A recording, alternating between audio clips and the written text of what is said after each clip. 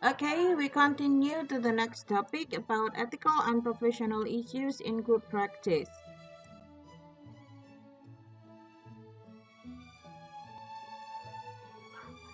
Okay, with me, Ide Kunia Swasti. We will start. The first topic is the rights of group participants. The very first and the very important right is the basic right about informed consent. Informed consent is an agreement between the counselor and also group member that is a foundation for the members' constructive work within the group.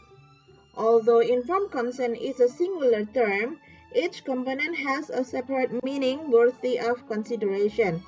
Informed refers to the right of the group member to know all of the crucial aspects associated with the group treatment.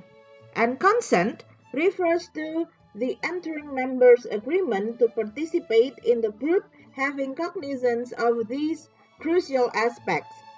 Each of these elements, informed and consent, will be described in turn.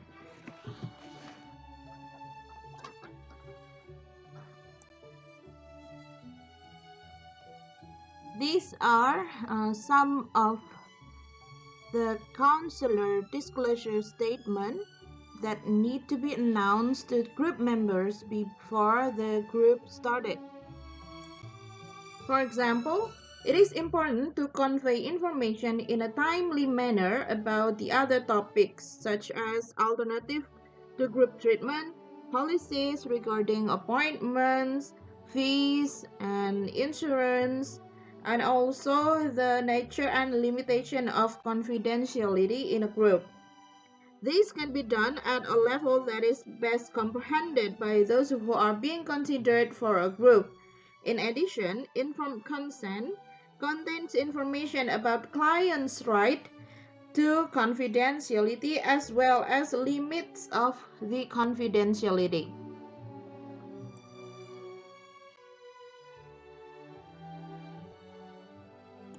It is a good idea to explain that informed consent is ongoing process rather than one-time event.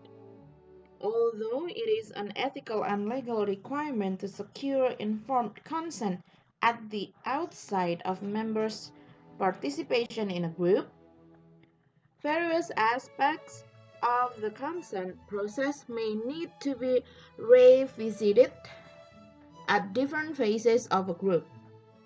When informed consent is done effectively, it helps promote individual autonomy, engage members in a collaborative process, and reduces the likelihood of exploitation or harm.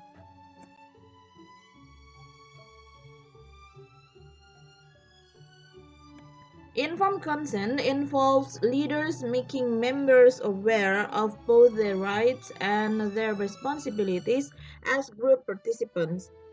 Thus, in mandatory groups or in required groups that emphasize self disclosure and personal exploration, leaders are advised to take special care to inform members of what is involved in being part of the group.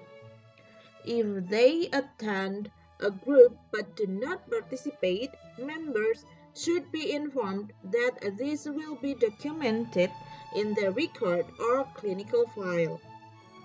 Group leaders should strive to help involuntary members understand their choices and the consequences of lack of compliance with the treatment program.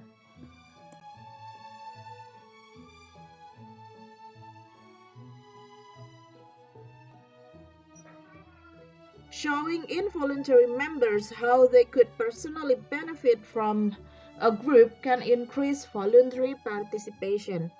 Sometimes members are reluctant to become involved because of misinformation or stereotyped views about the nature of the therapy.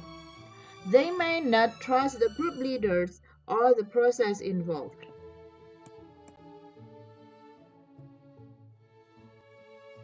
The second part of participants' right is a freedom to leave a group.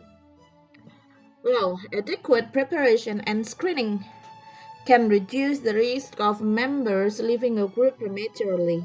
It is a good policy for a leader to begin the initial session with a discussion of the possible risks involved in leaving the group prematurely. Ideally, both the leader and the member work in cooperative fashion to determine whether a group experience is productive or counterproductive for each individual. Although members have the right to leave a group, it is important that they inform both the group leader and the members before making their final decision.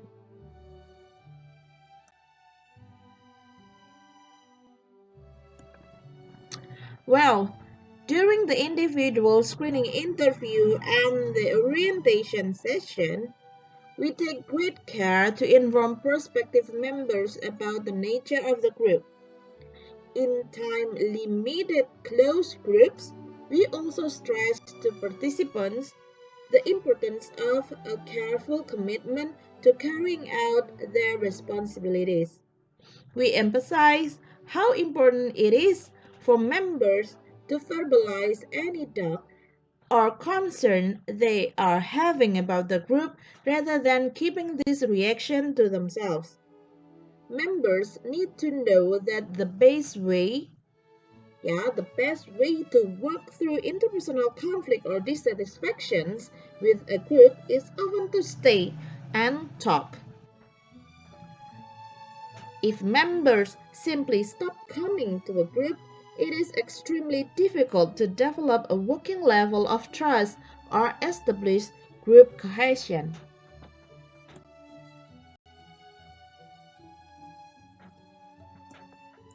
Furthermore, if a person leaves without careful consideration and explanation, the consequences could be negative for the members remaining as well as for the departing member.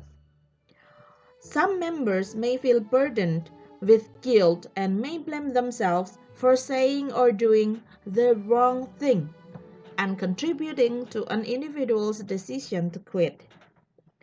And the person who leaves may have unexpressed and unresolved feelings that could have been worked through with some discussion. With a commitment to discuss the factors relating to leaving, there is an opportunity for everyone concerned to express and explore unfinished business.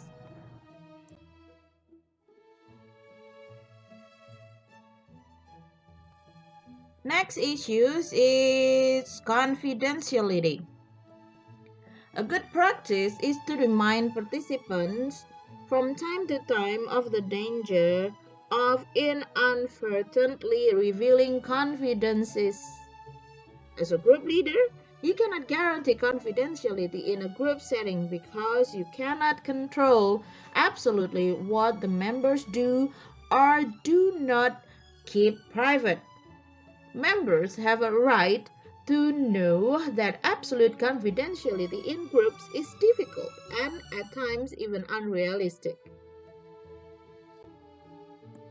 In groups, in institutions, agencies, and schools, where members know and have frequent contact with one another outside of the group, confidentiality becomes especially important and is more difficult to maintain.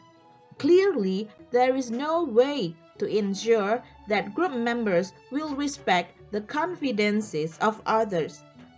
However, as a group leader, you can discuss the matter, express your conviction about the importance of maintaining confidentiality, and have members sign contracts agreeing to it.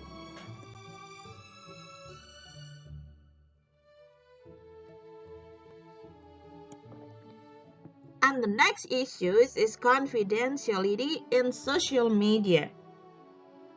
Developing rules that address the use of online discussion outside of the group should be part of the informed consent process and part of the discussion about group norms governing the group. One way for members to share their experience with others outside the group is for them to talk about their own experiences, reactions, and insights without describing other members or mentioning others in the group by name. Members can be educated to talk about themselves rather than tell stories about other group members. For example, a member might say, "One thing I notice about myself during group is that I tend to wait for the group leader to call on me rather than taking responsibility for bringing myself into the group." Another member might say, "Well, I realize how many of us struggle with similar conflicts."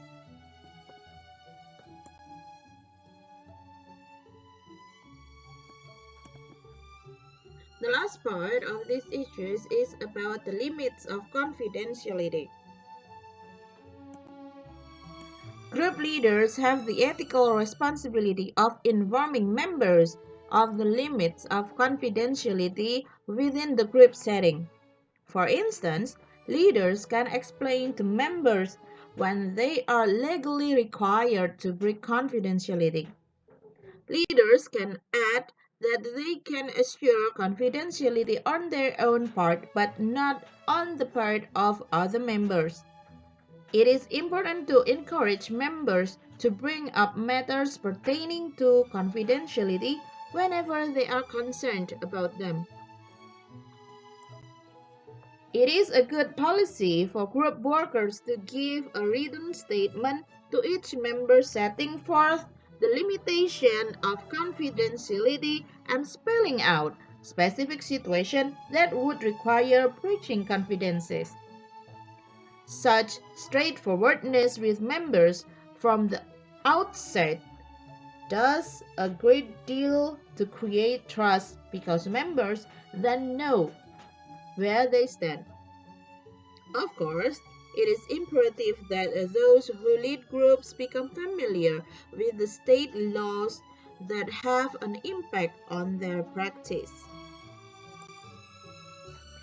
If you lead a group at a correctional institution or a psychiatric hospital, you may be required to act as more than a counselor. For instance, you will probably have to record a member's file certain behavior that he or she exhibits in the group. At the same time, your responsibility to your clients requires you to inform them that you are recording and passing on certain information.